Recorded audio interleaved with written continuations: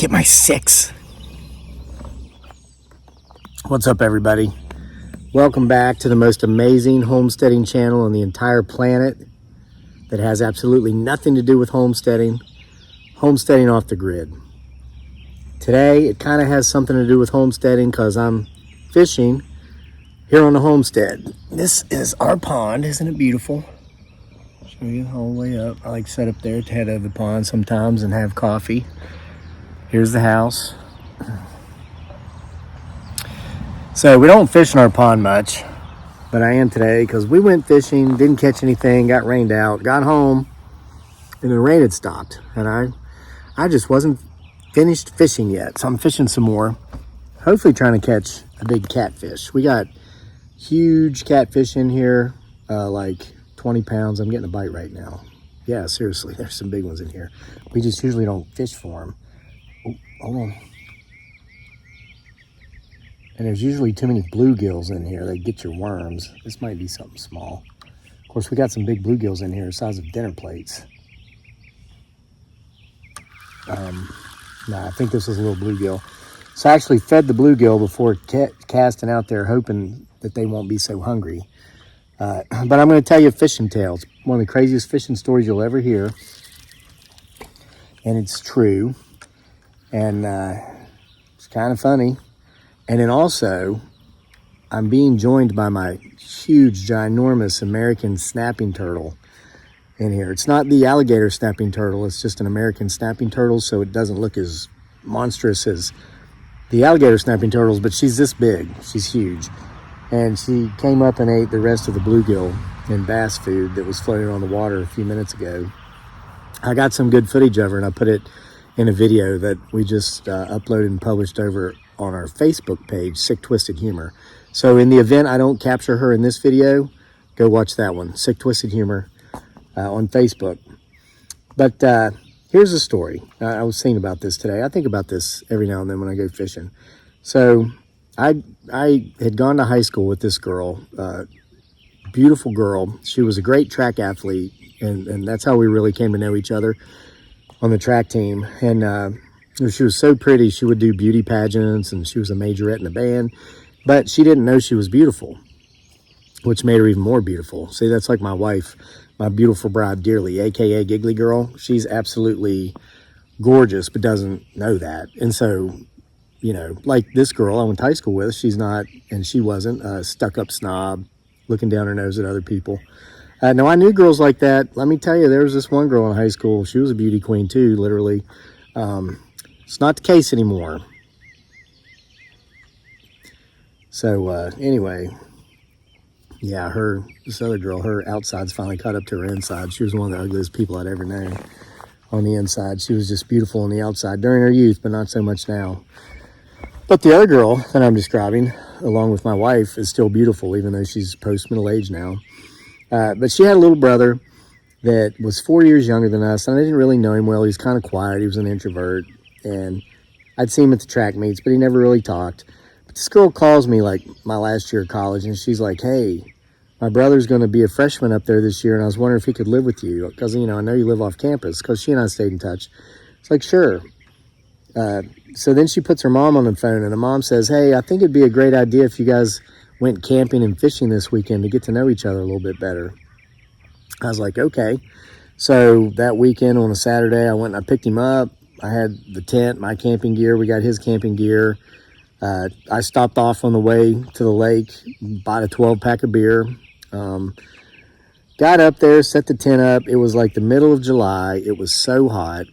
We were sitting there around the campground sweating. Nobody else was there camping because it was too hot. They had enough sense not to go camping, you know, when it was 98 degrees or whatever. So I said, "Hey, you want to get our poles and go over to the lake and do some fishing?" He says, "Okay." So we grabbed our rods and reels and our bait and whatever. Went over to the lake, and we're fishing, and we're sweating because it's like late afternoon, almost 100 degrees. Fish aren't biting. The lake was probably already fished out for the year, you know. Then we hear this god-awful sound like an army tank coming up the hill, up the mountain. And it just kept getting louder and louder as this thing got closer. And then lo and behold, it turns out it was the stock truck, the truck that they keep the trout in, take the trout from the hatchery to the streams or bodies of water they're going to put them in. And it pulls up right beside us and starts throwing all these trout into the water. But these weren't just any trout. These were the big brood trout, the ones that they'd been using for reproduction purposes for years. They were so big and so old, they were getting ready to die of old age. So they just took them to this lake to throw them out. Well, after those fish had gotten in there and gotten acclimated to the new oxygen levels, different temperatures of the water, they started biting everything we threw at them. And we both caught our limits. It was 6 each. And my buddy, his name was John, his 6th fish that he caught was a 32-inch long German brown trout that had to weigh 13 pounds. It was huge. It's like this big. I'd never before and until now seen a trout that big. So we go back to the campground. It's about a half-mile walk through the woods. And we start drinking that beer, cleaning them fish. He loosens up. After he had 2 or 3 beers in him, he was no longer an introvert. He became an extrovert. And we cooked the fish over a campfire. And the other food we had was Swiss cake rolls because we were college students. So we were eating this trout with our hands. It was delicious. It was wonderful. But his big giant trout, we didn't clean it and cook it. No, he took the guts out, but kept the head on it, because he wanted to show his dad. He's like, oh my gosh, I got to show my dad this trout. You know, it's the biggest. I was like, yeah, I totally. Ooh, there's that turtle. Let's see if you can see her. Here she comes. She's coming up. Watch. You see her? Am I too far away? She's back there.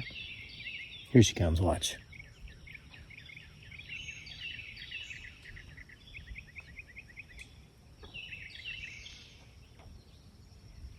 See her head?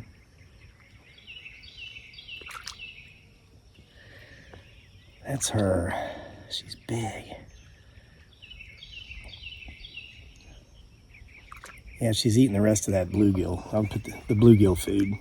So she just comes up and she talks to me. I just got to make sure. I don't want to catch her, so I got to make sure to cast my worm where she's not. I don't want to do that. There we go. I hope she didn't eat all my catfish. So she's coming right up to me. You can get a better look at her here in a second. So we kept that fish in the cooler all night. We didn't eat it, didn't cook it. And we finished off that 12-pack and ended up passing out in the tent. And so the next morning, right as the sun comes up, I hear something outside making some like huffy puffy sounds, hear some banging around. So I creep over to the tent door and I open it up and I look outside, and there's the biggest black bear I've ever seen in my life. There's the turtles here, sitting on a picnic table, like eating all the food that we didn't put away. She wants to be the star of the show. There she goes. She saw me turn the camera. I mean, she's like right there. And now I am getting a bite. Hold on. Sometimes it's hard to tell stories while I'm fishing, because I actually catch fish. Did I got it? Yep. What do I got? Oh yeah, I think it's a big bluegill.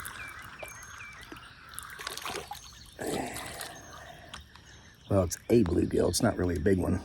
But hey, it's fish. Trying to catch catfish though. All right, listen, bluegill. You go back in there and tell them catfish to come bite my worm next time, huh? There. All right. No harm, no harm, no foul. Still even have my worm. So I look out there, and that bear's on that table. And so I creep back over to where my buddy's sleeping, and I nudge him. I say, there's a big bear out there. Thing had to weigh 400 pounds. So he goes over, and he looks out the tent. He looks back at me, and he says, it's taking my fish. So I go back to the door, and I look over, and that bear had picked up that cooler in its mouth by the handle and was carrying it out into the woods. And so... Ooh, getting a bite as soon as I hit the water. Gosh, please don't be another bluegill. I want one of them big old catfish. So he looks at me. He's like, what are we going to do? I was carrying the cooler out in the woods. I said, I'm not going to go get it. You going to go get it? And he's like, no. Well, the bear gets about 20 yards out in the woods, puts the cooler down and hits it, knocks the top off and reaches in there with its mouth and pulls out that big 32-inch long, 13-pound brown trout. Just carries it off into the woods. We never saw that fish or that bear again. Well, it was a big disappointment. And later that day, you know, not much later, we got up and we broke down our camp and loaded the car. And I took him home to his parents and helped him carry his stuff in the house and went in to sit there and talk to his parents for a while. And asked us about our camping trip and the fishing and how'd it go. And so, well, something ate almost all my worm. So we told him about the stock truck coming up and how we caught all those fish, you know, 12 fish, and the one was 32 inches long and weighed 13 pounds. But then the bear came along and got it, told him, you know, about the bear and how we just watched that bear carry that fish off. And we're done telling the story, and his parents just sat there and stared at us for like at least a half a minute. Then at the same time, they both just started laughing so hard, they fell off the furniture into the floor. And we're like, what are y'all laughing about? And they said, you expect us to believe that? Well, that's probably the best fish tale I've ever heard, both of his parents were saying. They didn't believe a word of it, but every word of it was true. So, yeah. So anyway, crazy story. True story. I just think about it when I go fishing sometimes. And my buddy John, he's no longer with us. He was a good guy. You know, I graduated the following year and left, and he ended up falling in love and not finishing college and getting married and having a bunch of kids, going to work in the coal mines back in West by God, Virginia. And about 4 years or so, I guess it's been, he was on his way home from the coal mines on his motorcycle. He loved to ride a motorcycle, and he was hit by a car and killed. So, not to be like a Debbie Downer with the end of the story, but that's how John ended up. So folks, if anything, listen, and this, as of this recording, we still have 4th of July holiday coming up, 4th of July weekend, summer, you know, it's getting to be summertime almost. A lot of motorcyclists are out there on the road, and as car drivers, and I'm a pickup truck driver, we're just not used to being prepared to see them. You know, when we look left and look right before we pull out and get on in an intersection or whatever, we're looking for big stuff. And there can be a motorcycle coming and we just don't register it because we're not looking for that. So folks, let's all take a little extra time as we're looking left and looking right, and just be aware of our surroundings. And before we cut into another lane on the highway, you know, on the interstate, make sure to check those side view mirrors and rear view mirrors real good to see if there's that motorcyclist right there, because they're harder to see than cars. And I just got a big hit. All right, so let's see if we can land another one.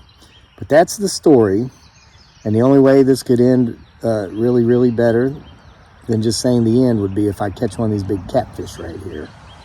Let's see. Not this, that one got away. So, probably got my worm though.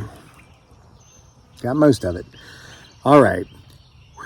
So thanks for being here with me for another story from the most awesomest homesteading channel on the entire planet that has absolutely nothing whatsoever to do with homesteading. Homesteading off the grid.